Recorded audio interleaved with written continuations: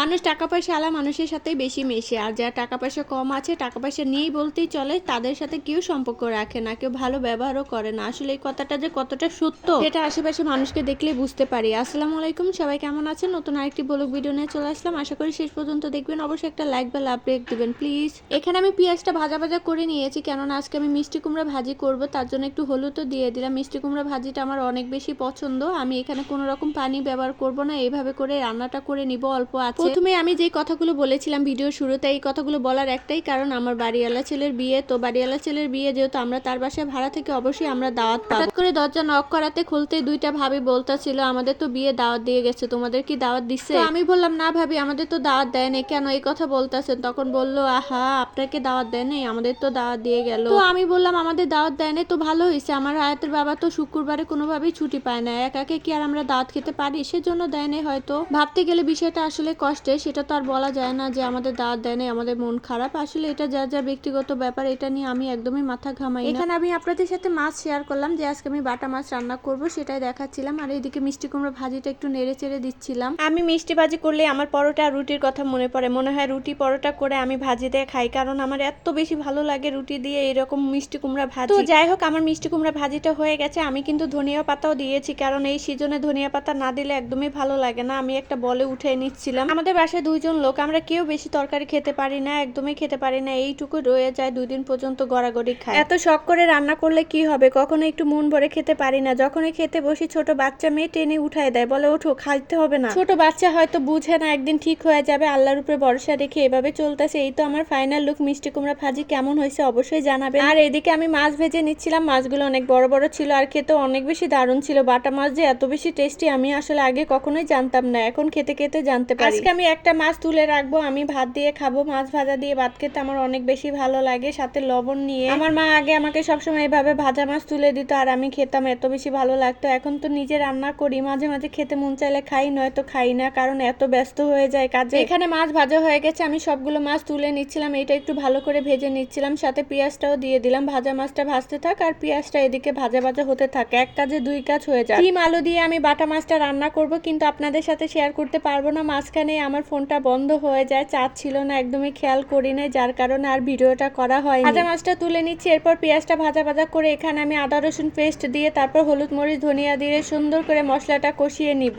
যাই হোক, সবাই ভালো থাকবেন, আমাদের জন্য দোয়া করবেন, আমিও সবার জন্য দোয়া করব। আর কেমন হয়েছে আমার ভিডিওটি অবশ্যই জানাবেন। ইদানিং হাজবেন্ডের জন্য আর দুপুরে খাবার পাঠাতে পারি নাই, কারণ আগে যে ছেলেটার কাছে খাবার পাঠাতাম সে এখান থেকে চলে গেছে, এখন আর সে নাই, যার জন্য খুব খারাপ লাগে। দুপুরে আমার হাজবেন্ড প্রায় সময় না খেয়েই থাকে। ওই যে বললাম, ছেলে মানুষ মনে করে নিজের পিছে খরচ করবো, তার চেয়ে বউয়ের পিছে খরচ করি বা সন্তানের পিছনে খরচ করি, এটাই ভালো, এই ভেবে খায়ও না। 5:30 বা 6টার দিকে বাসায় আসে, তখন ভাত খেয়ে নেয়, তখনও ভাত খায়, আবার রাতে তার জন্য আলাদা করে রান্না করি। তো যাই হোক, আজকে এই পর্যন্ত, অনেক কথা বললাম, সবাই ভালো থাকবেন।